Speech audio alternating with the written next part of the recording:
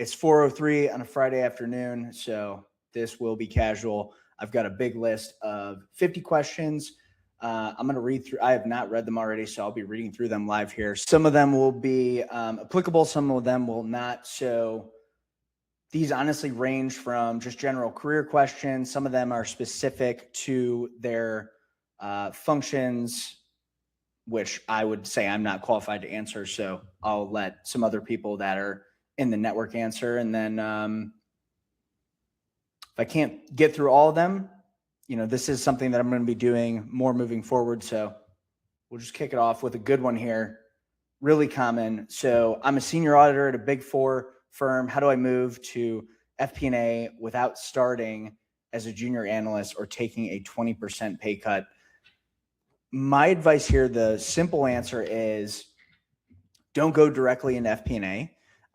Go into accounting at that company. So I know that obviously there are plenty of companies that you can go directly from Big Four to an FP&A role. And FP&A roles, they look different at different companies. Some companies call FP&A actual accountants. So for an actual financial planning and analysis role, the easiest way to get into that type of position without taking a pay cut is honestly just join the accounting team of that company. It'll help you in the long run too, because you'll get to know the accounting of the business, and then you can go and actually do more forward-looking, more strategic, quote unquote, fun activities.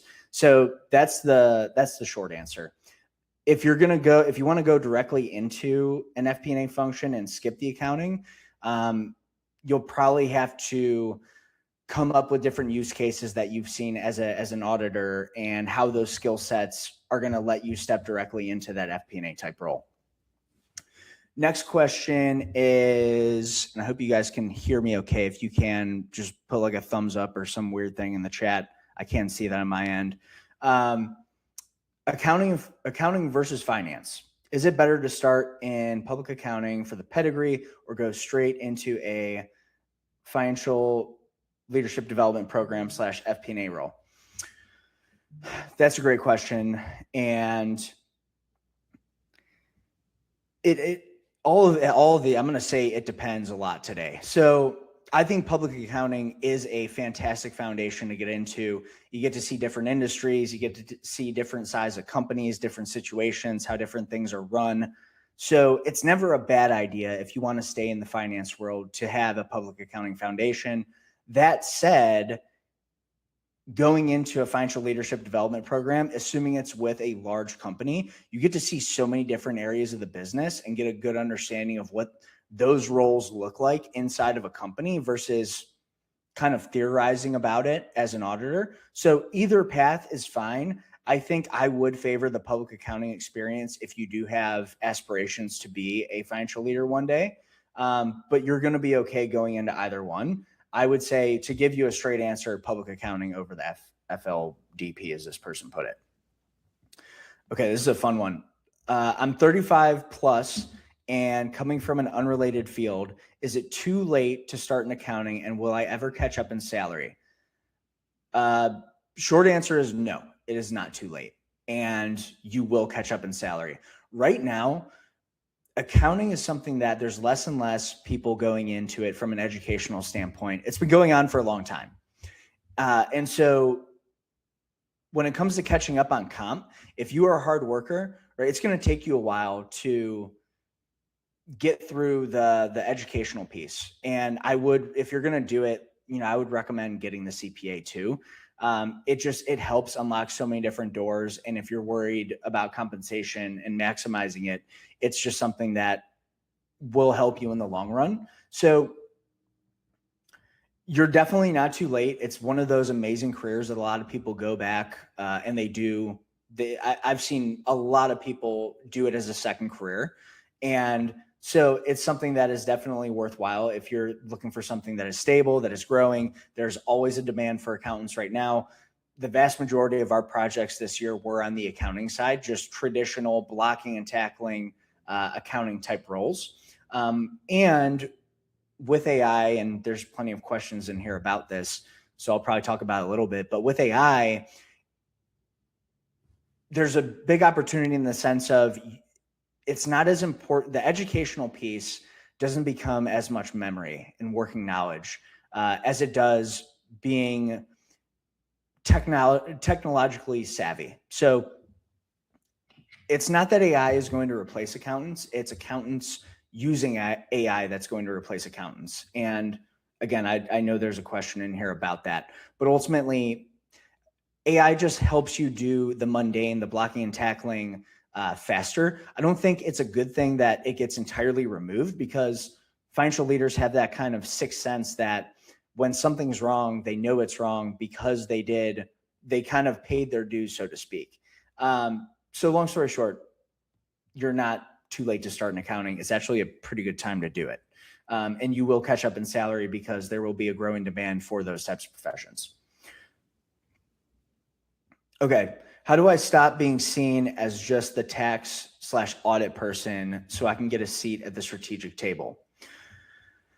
So this is a great question because trying to figure out what shoulder it is, but my book right here talks a lot about that, right? It's the whole reason I wrote it, because in so many conversations that I've had, people just want to list out like, hey, I did this, this, this, and this. It's all, they're listing off the tasks that they've completed and like the what's behind what they did, and never about why they did it, right? What business outcome they were actually driving towards. So if you want to stop being seen as the tax and audit person, start asking questions about the business as a whole. Start understanding how the sales team moves, how the marketing team moves, how operations moves, right? Like understand the intricacies of the business, ask different questions at a high level that are in line with the strategic vision of the CEO. And you'll find yourself at having different conversations with them, and hopefully one day at that table. Is it true that government accounting experience is a death sentence for moving into high growth corporate roles? It depends.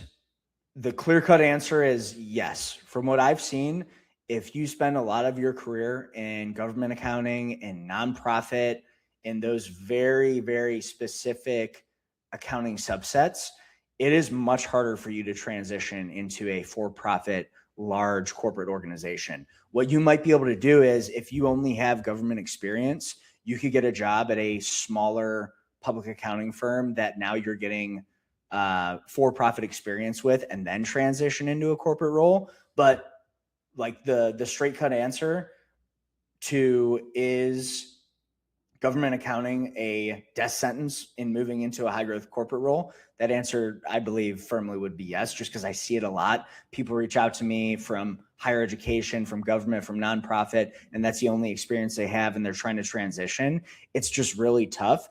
So my advice normally is that's something that you kind of have to network your way into.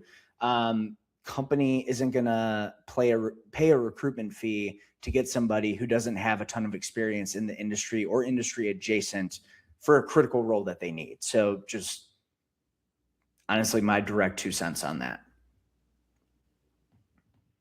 What are the most future-proof industries for finance professionals in 2026?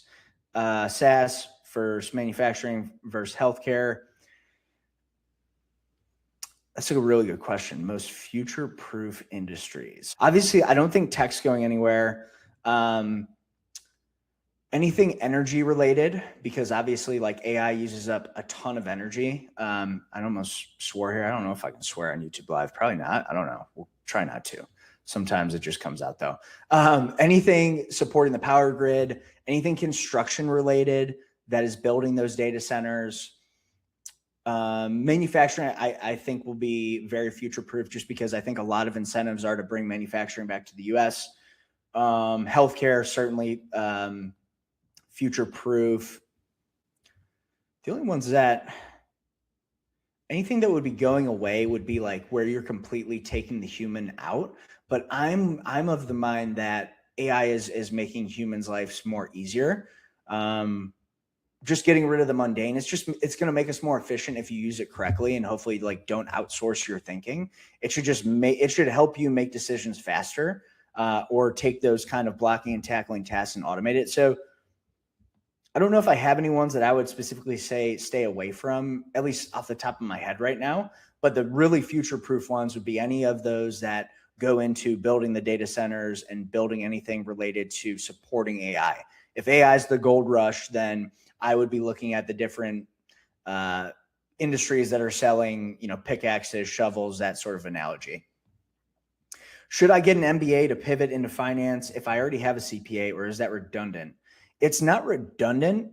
I think the MBA is great if you want to get that general business knowledge, like marketing, finance. I don't have an MBA, so I don't know all the different areas that goes into it. I think a real life MBA is just as good, so to speak. So like, instead of getting an MBA to get into finance, I would talk to your manager, your team members that have say over the projects that you're working on, and see if you can work on some of the FP&A related duties. So like helping out with scenario planning, helping out with budgeting, helping out with any of the FP&A related tasks that you should know. If you're in the company as an accountant, you probably know the financials inside and out, and therefore you should offer to help and get more exposure to those types of experience. So yeah, instead of going and getting an MBA, I would just start with trying to get the practical experience first, and then you might be able to move over into that role or into that function altogether. Kind of goes hand in hand with the question earlier, where it's a lot easier just to, if you're coming from Big Four, if you're coming from a traditional accounting background, try to get the experience first, and then you can justify moving full-time into that function. Okay. Does starting at a small local firm permanently cap your career earnings compared to the Big Four? These are all really good questions. If I'm going to give a straight answer, probably yes, unfortunately. Starting in Big Four, if you take that, there are certain paths you can go. If you start at a small firm locally and you move your way into a private equity backed company and you're at a controller to CFO level where you get equity, then your earning potential is still just as good if you started within the Big Four and you go a route where you don't end up being the CFO of a publicly traded company. So brings us back to the answer I said I was going to give multiple times. It all depends on the route that you're able to take your career. This actually plays well to the next question I'll get into here in a minute, but just to wrap up that thought, like starting the Big Four, it's definitely advantageous because you can probably transition into a large publicly traded company that'll probably give you stock options that if you stick with a company and it's good, they're going to vest. And if the company has growth plans and executes on it, that's obviously a way to make a really good living. If you start a small local firm and again, you do really well, you continue to grow your career, you get into a controllership position, maybe that company gets bought by private equity, maybe you network really well and you can find your way, you can network your way into a private equity backed situation where the company does really well and it sells and you get a slice of that pie. It's going to be similar on the compensation front. So again, this ties really well into the next question here. So through the lens of career pivots, what would be your advice for someone looking to move from the public company space to a private equity portfolio company? Any call outs on risk, upside to that career move based on your experience and interactions would be helpful. Again, really good question here. So moving from public company to a private equity portfolio, just generally speaking, number one, that's a really fun move. It's fundamentally different because I've never worked in a big, like, I guess partially I have. In a big public company, things are going to move a lot slower. There's a lot more red tape. There's a lot more bureaucracy, a lot more politics at play. In a private equity-backed portfolio company, the pace is significantly faster. And so you've got to be prepared. People are going to be asking you for things constantly, and they're going to want them. It needs to be perfect almost every time. At the level that you're at, right? So this person is 20 years in progressive finance roles, all within public companies. The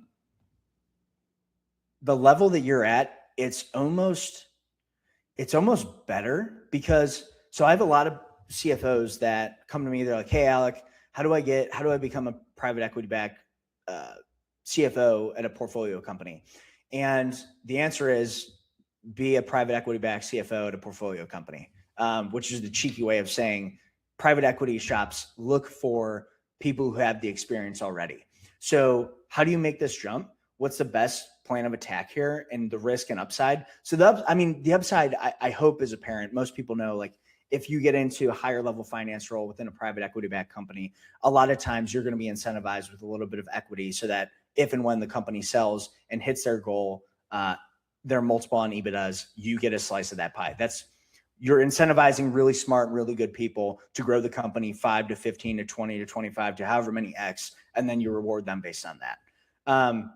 The trade-off is you're working crap ton of hours. And it's just in a different, you might not necessarily have as much help as you would have in a large public organization. Things aren't necessarily built out and supported as well as what you're used to. Cash, the company could also fail, right? Like if it's a lower level PE backed company, cash flow could become an issue. The thesis could just not pan out. And therefore you don't get the equity slice. You might be getting less guaranteed cash compensation. So base bonus like that. The way that it's structured, your base might be smaller than what it's used to in a big public company. But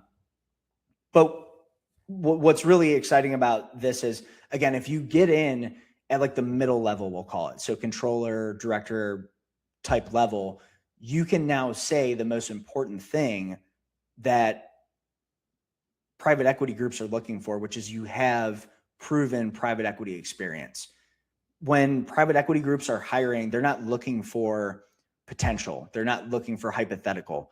They're looking for a resume that shows that you've owned the P&L, that you have quantifiable deliverables, right? Like you've gotten stuff done. Again, PG way to put it. You've actually moved the ball forward. You've created enterprise value that resulted in, when they sold the company, they got more for what they put in. So how you approach this is reverse engineer what you're doing now. Look at your experiences, look at what you've done to this point, and start building that quantifiable bank, that finance impact narrative, as I call it, to show how you've managed an outcome that was given to you as a goal. Right? You do that, you network strategically within your marketplace with other people that are connected, all within the centers of influence: bankers, lawyers, attorneys, executive search professionals, people who are talking to end users, the end private equity groups, right? People running portfolio companies. And that is how you can hopefully get that first shot. So make sure I got everything in that question. Yeah, I think that's everything I would say about that one. Again, I think it's just because I've had so many CFOs ask me, how do I get into a PE-backed CFO type role? The answer is like, how can we highlight as much as possible the amount of times that you've owned and managed a process from start to finish based on the goal and the thesis that the private equity group would have? Right? Like, how can we make that transferable experience very relevant for them? Okay. Can you realistically move from FP&A into investment banking or private equity, or is that a one-way street? I'm not as qualified to answer this. I don't place a lot of people, I haven't placed a lot of people in investment banking or private equity.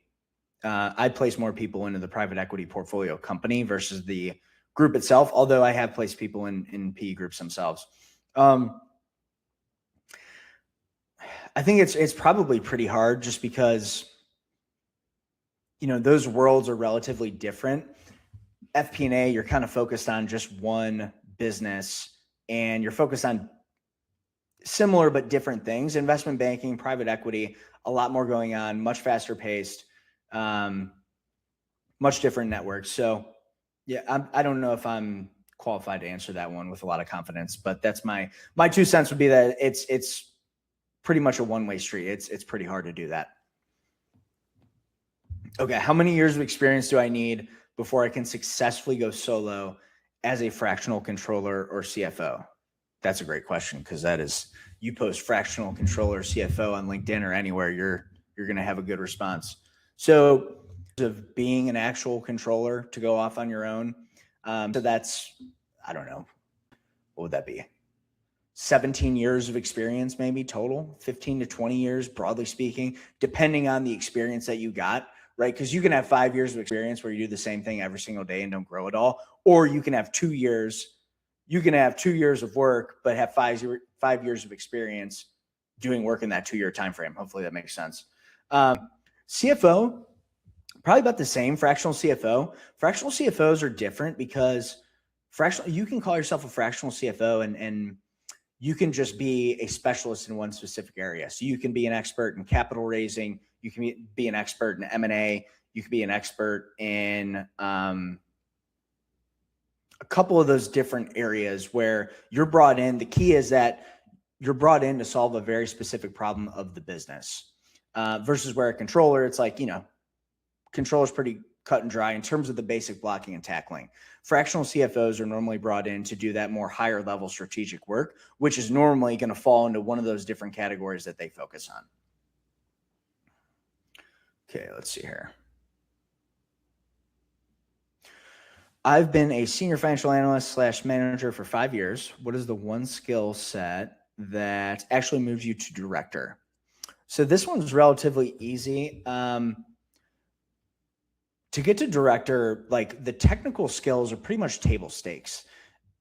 When it comes to getting into the C-suite, director level, VP level, it's really more of a mindset shift, which is a super lame answer because there's not much that we can really dive into there. But it comes down to, and I said it before, understanding the business. And it's not a sexy answer. It's understanding the inside and out of how the company creates value for its customers and optimizing the heck out of all of those different areas to drive top line revenue and to make the operation as efficient as possible to maximize EBITDA. Again, it's not a sexy answer. I don't love giving that, but I think that's the best answer I'm qualified to give because I am not a director of FP&A. So I'm not going to be telling you how to master certain technologies or anything like that.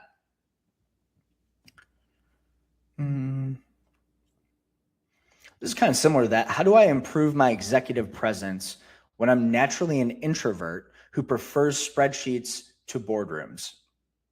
I think that's probably a question that a lot of people resonate with. And so executive presence, my take on it.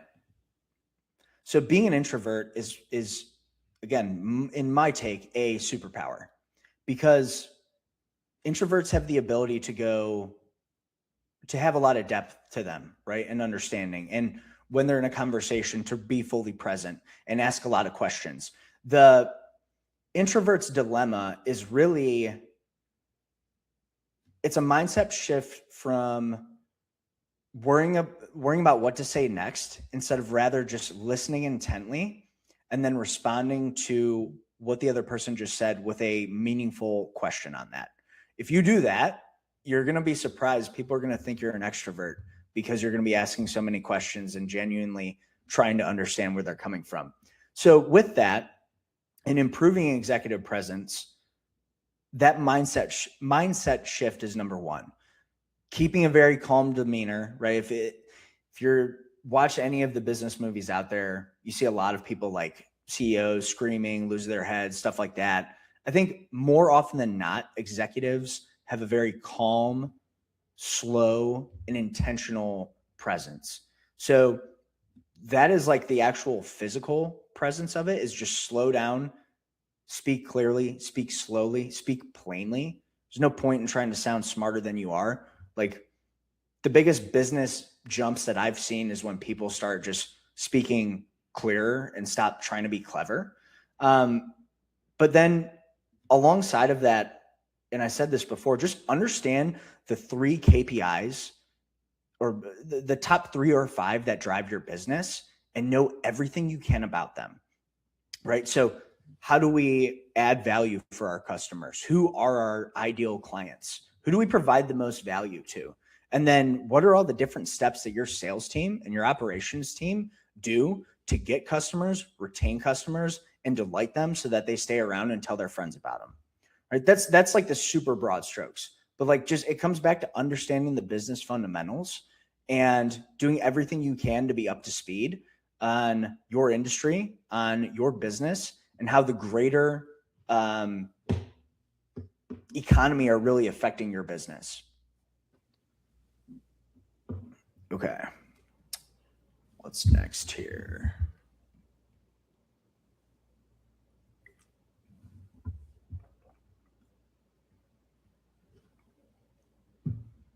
This is kind of similar, but this is a good question too. How do you handle managing up to a CEO who doesn't understand GAAP or financial constraints? I think you manage up by, you got to put it in terms of what he or she is going to care about. So whatever their goal is, and you're going to know it best, I'm assuming this person is a financial leader. Understand what their main priorities are, understand what they care about, understand what they're obsessing over. I think a lot of CEOs, presidents can get really driven on a certain initiative that they have, which I totally get. So just put it in their terms of what you're trying to relay and how it affects their end goal, right? So whatever their end goal is, present your situation, problem, solution in a way that is going to show them how that is going to help them reach their end goal quicker, cheaper, and with less pain.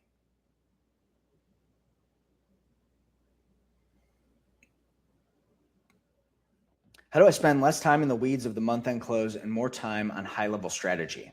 That's a great question. The simple answer is you need to get your financial close to 5 days or less.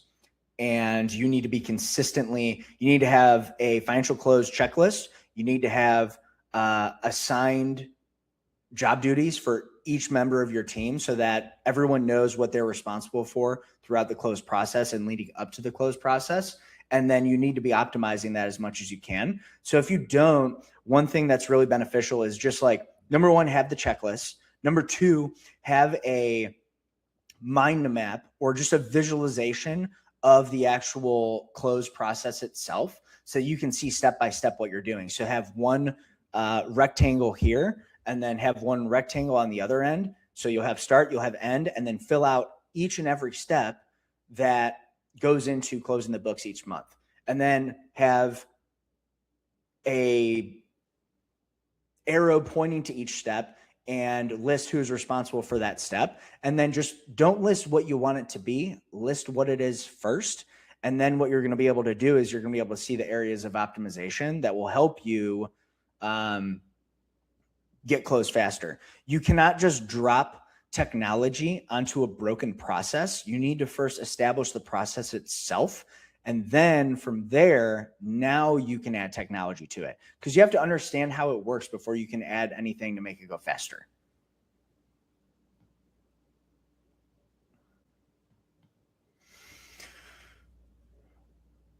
Oh, this is a really good one. Okay. Should I take a CFO title at a tiny startup or a director title at a Fortune 500? Which looks better? Which looks better later? Why would it look better later? Okay, first and foremost, it depends.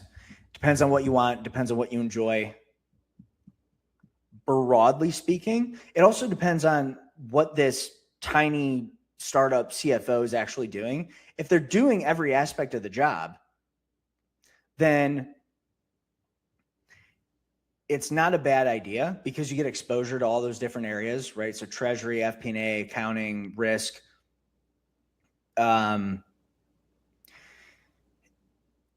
My direct answer would be take the Fortune 500, the director, the Fortune 500, get that experience. And then you take that experience and you parlay it into a more meaningful CFO title. And that more meaningful CFO title could just be like a lower middle market CFO. And that could be private equity backed, that could be family held. You can take the director at a Fortune 500 and drop back into a middle market company. It's very hard to take a lower level, tiny startup CFO and then step into a Fortune 500 at a meaningful capacity, right? You would have to go CFO at tiny startup and then go into like a controller assistant controller, it all depends on I need more context here, but it depends on the size of the tiny startup. It depends on who the Fortune 500 is, because what could happen is it depends on the experience that you'll be able to get at the Fortune 500. I would hope that you get broad exposure and have that overarching responsibility instead of being very pigeonholed, which in those roles, it's harder to get pigeonholed at the director title, at least. Earlier on in Fortune 500s, you can definitely get stuck where you're just doing one repetitive task over and over again. So easy, like the actual answer, director, just because I think there's more things you can parlay it into, and just different career paths you can take versus maybe pigeonholing yourself at that tiny startup if one day your aspiration is to get into a Fortune 500 company. If it's not to get into a Fortune 500 company, I would look at them a little bit more evenly, because the CFO title at a tiny startup gives you such good exposure. You could probably move that into other middle market and lower middle market companies. So again, it depends, but general thoughts on the matter.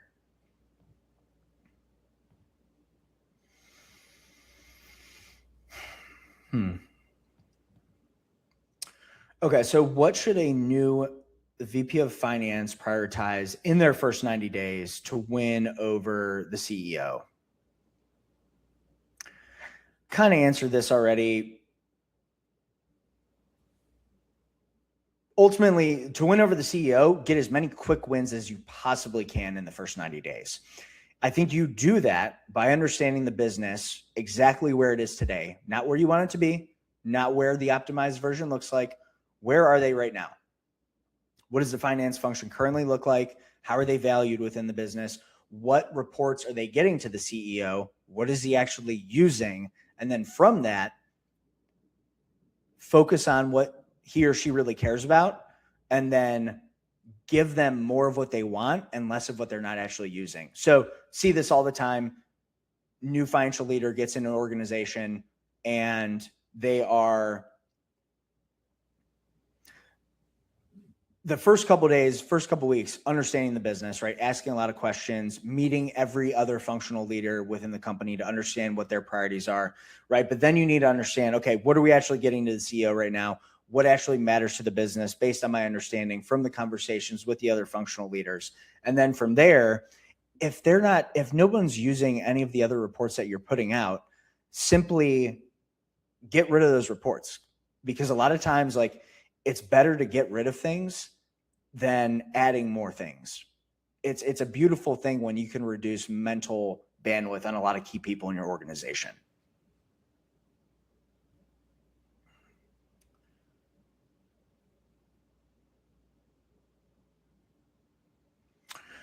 This is relevant. Is Excel still king of 2026, or is Python/SQL now a must-have for any serious finance professionals?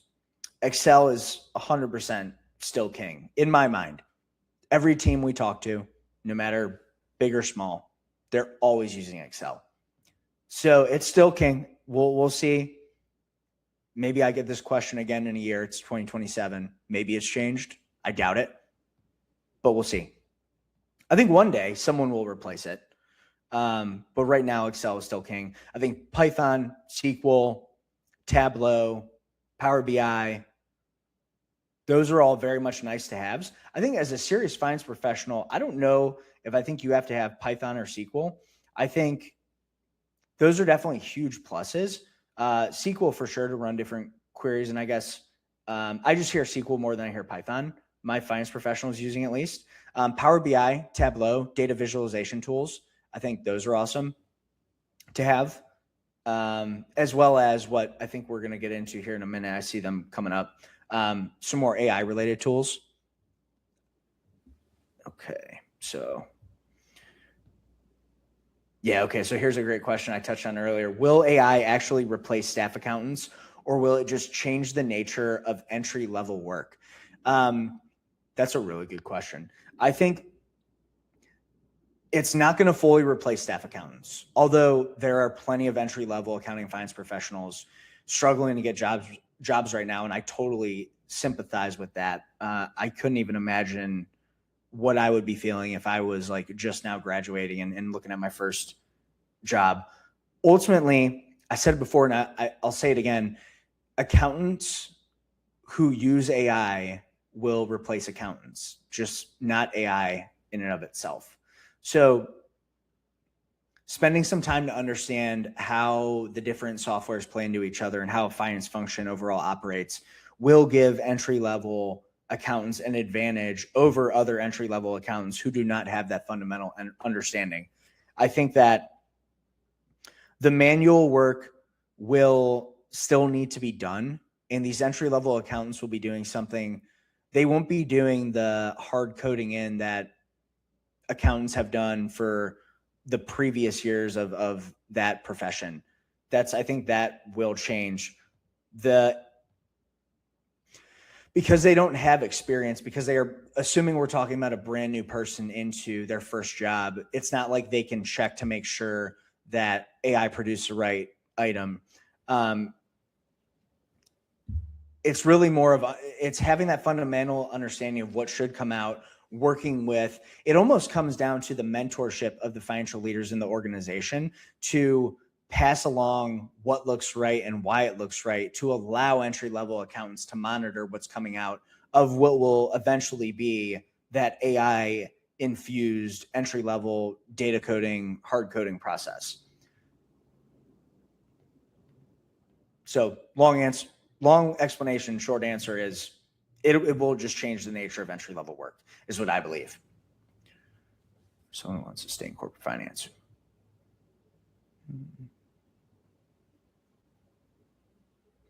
Is Power BI/Tableau worth learning, or is well-formatted Excel deck still the industry standard? This is easy. Power BI/Tableau is 100% worth learning, but still be really good in Excel.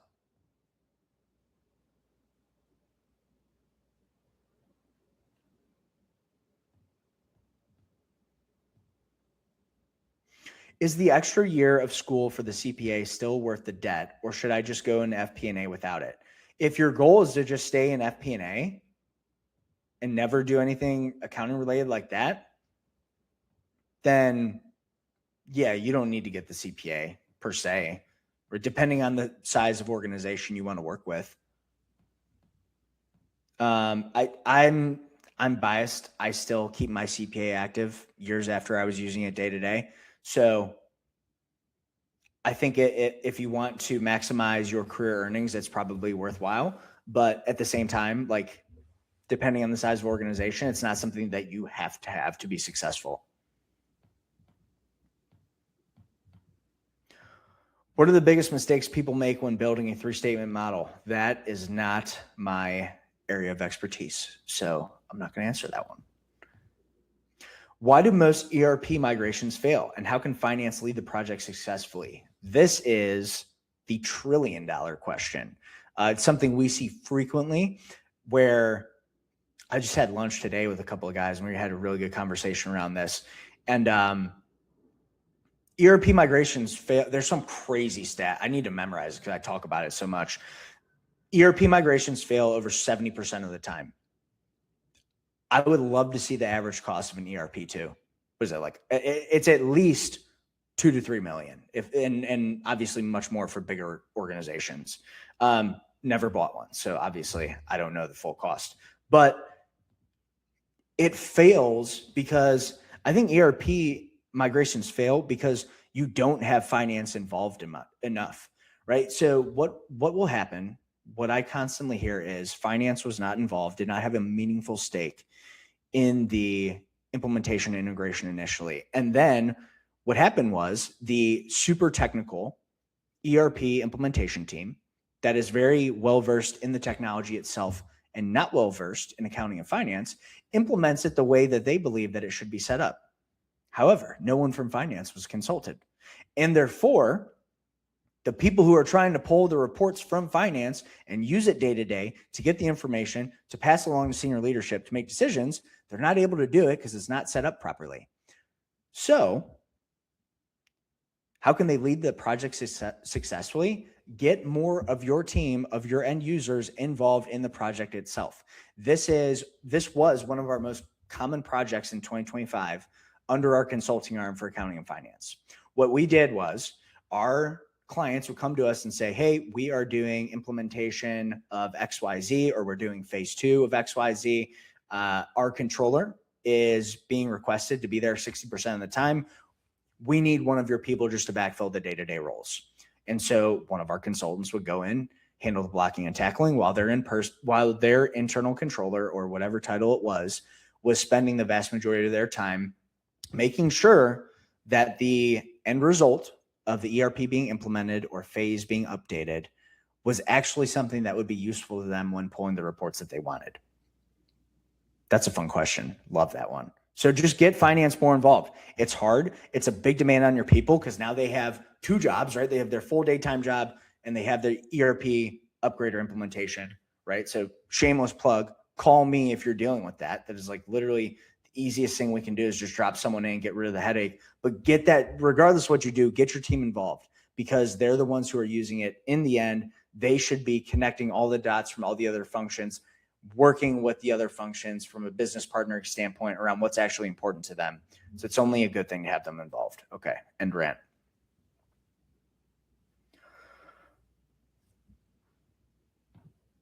This is a really good question. Oh my gosh. Okay. If you could only teach a new hire one non-technical skill, what would it be? If you could only teach a new hire one non-technical skill, what would it be? How to have conversations with people in different functions without having any agenda to it, right? Meet with other people in the business, recurring theme established already. Meet with other people in different functions of the business, hear what they have going on, hear what problems they're facing, hear what they're moving towards, and get to know them. It makes the culture better. It makes business move faster. It helps other people uncover issues that might be coming down the pike that haven't been exposed yet. And as you, the accounting and finance professional, it allows you to start building some influence within the company by being somebody who's well networked and understands a lot of the different initiatives that are going on cross-functionally. That's a great question. Yeah.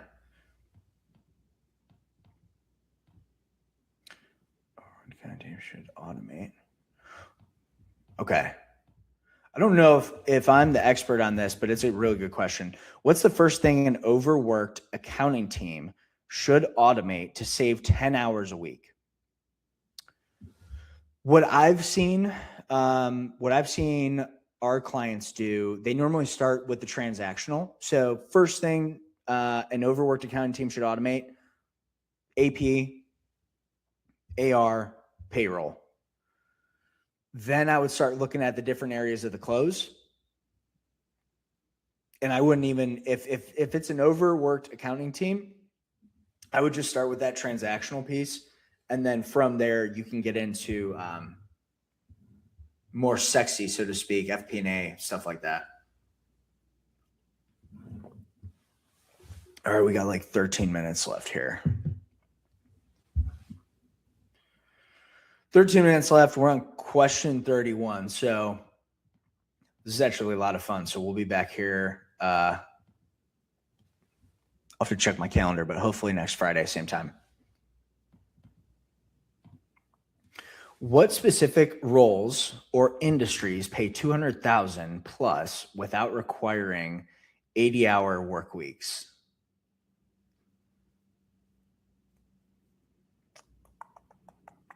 Specific role. Okay, so the roles themselves, they're going to be higher level. That's a really good question with the tricky part of without requiring 80-hour work weeks. So we're talking about higher level. We're going to be talking about higher level specialized roles. So higher level accounting, FP&A, tax, M&A, corporate development. Hopefully you guys can hear me. I kind of stepped away from the mic there, just brainstorming. The industry, so tech's a given. Manufacturing, also a given. Inside a larger organization, right? Middle market, lower middle market, probably not going to crack that. This also, it's going to depend on your geography. Like Cleveland, for a smaller company, CFO title is going to be 200 to 300, depending on the size of the organization, obviously those are like smaller, lower middle markets. When you're bigger, obviously they're much more.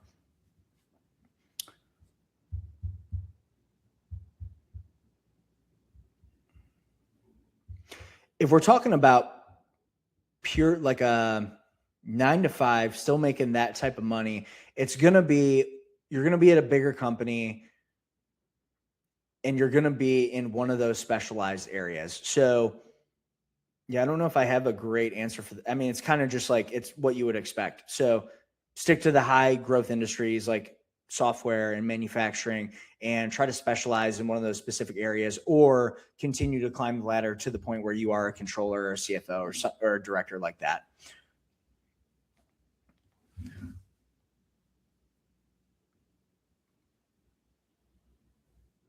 Okay. All right. Sorry about that.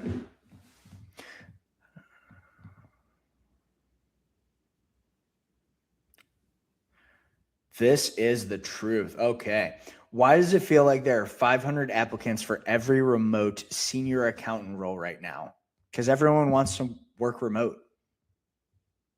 2026 and 2025, the market, it was very competitive, right? You have to stand out to be able to actually get the interview and ultimately get the job. I mean, the senior accountant roles themselves, that I don't know if I have an answer for. I think that generally speaking, higher level finance leaders, so there was not a lot of movement within the private equity CFO roles because the hold times are longer, right? Deals aren't moving as much. Although at the end of 2025, I think they started to open up a little bit, which is super exciting for 26.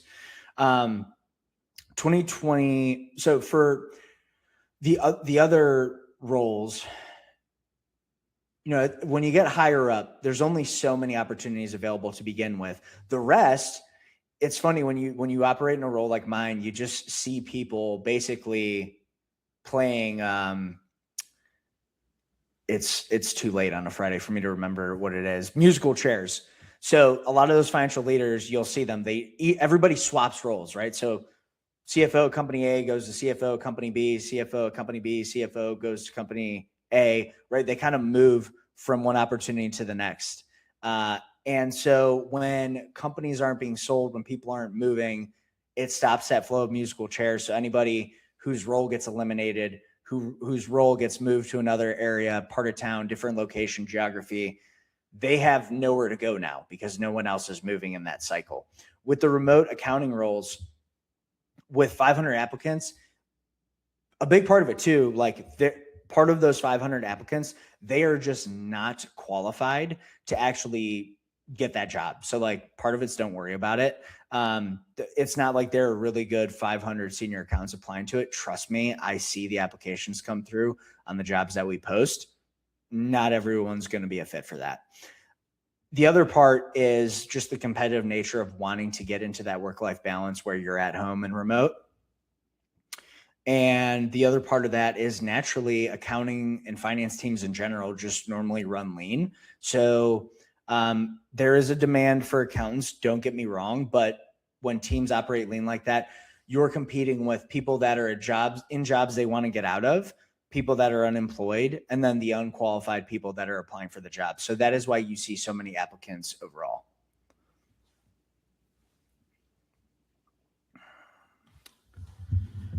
Okay.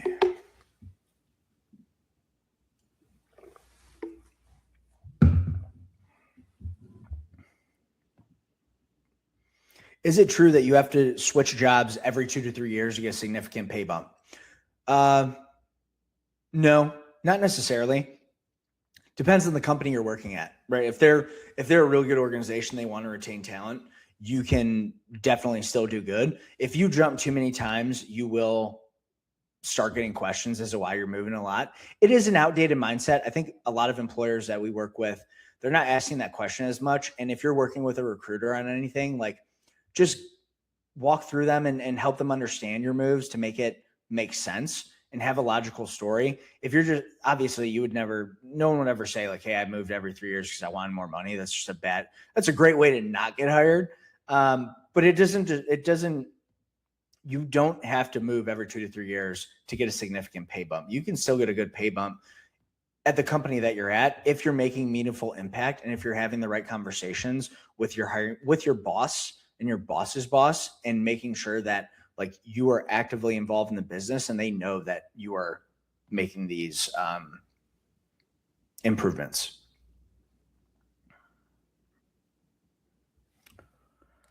Is the return to office movement killing the talent pipeline in accounting? Fantastic question.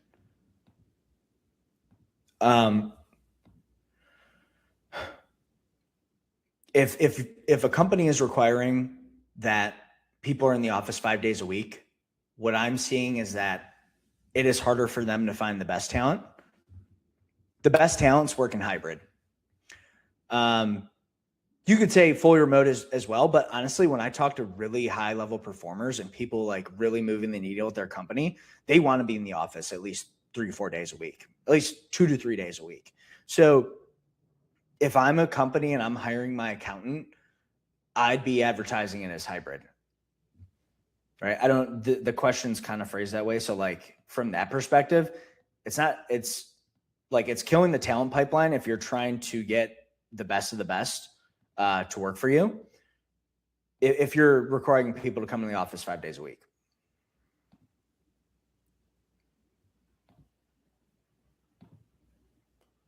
Okay.